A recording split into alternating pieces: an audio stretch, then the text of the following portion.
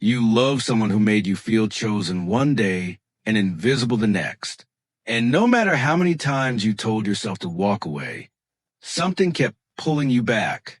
That push and pull, that constant wondering.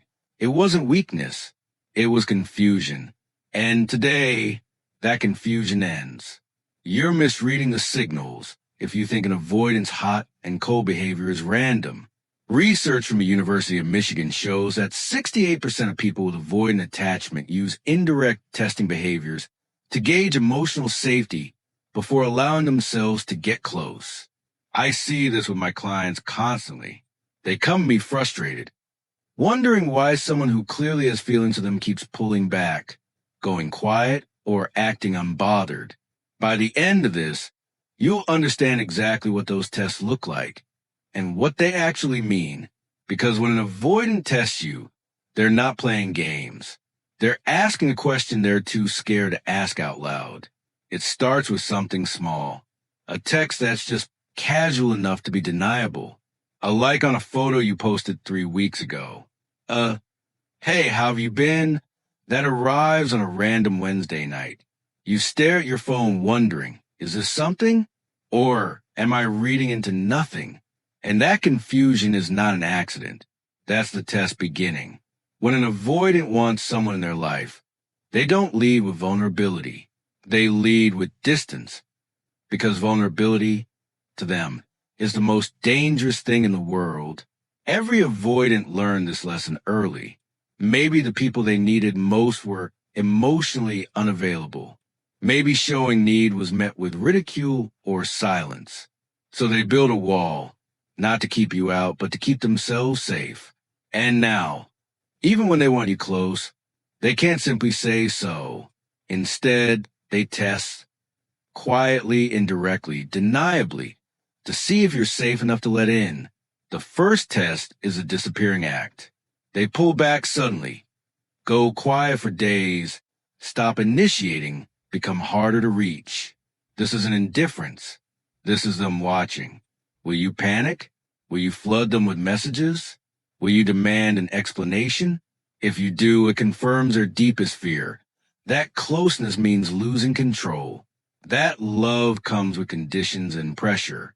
But if you stay grounded, if you give them space without punishing them for needing it, something shifts inside them.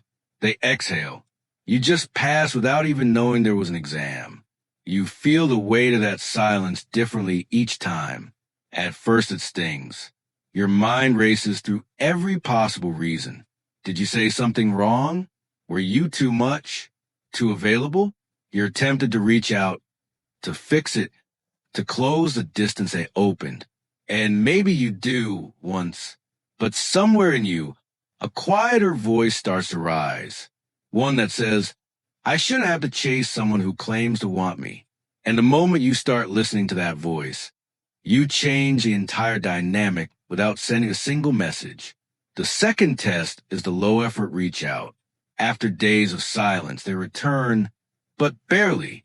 A meme, a one-word reply, a voice note that says everything except what they actually mean. They're not being lazy. They're being careful. They're offering just enough to see how you respond.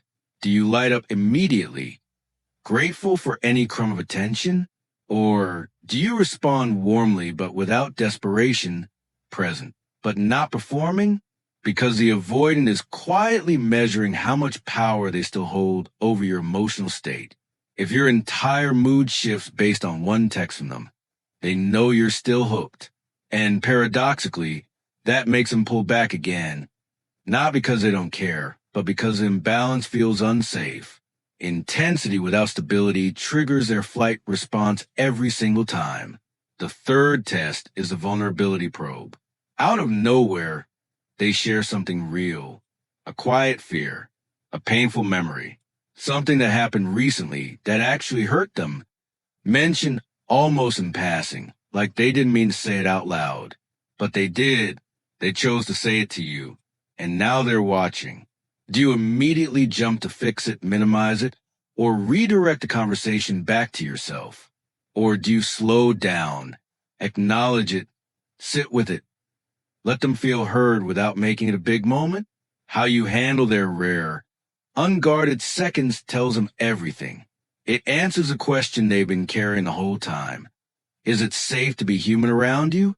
Because if the answer is yes, the wall doesn't disappear, but a door begins to form in it. Here's the paradox most people never see coming.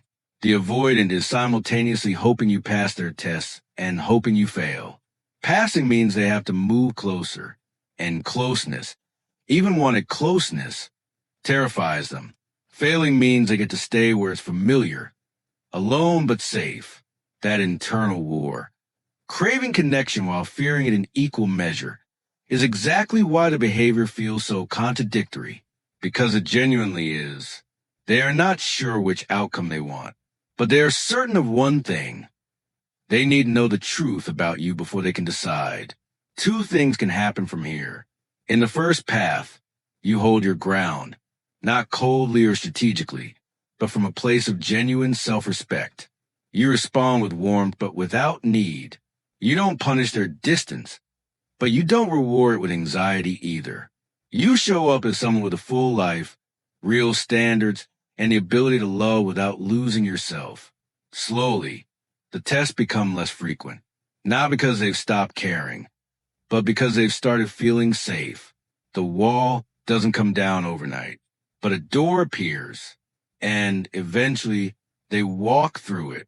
In the second path, you keep responding from fear, chasing when they retreat, shrinking when they go cold, performing to keep their attention.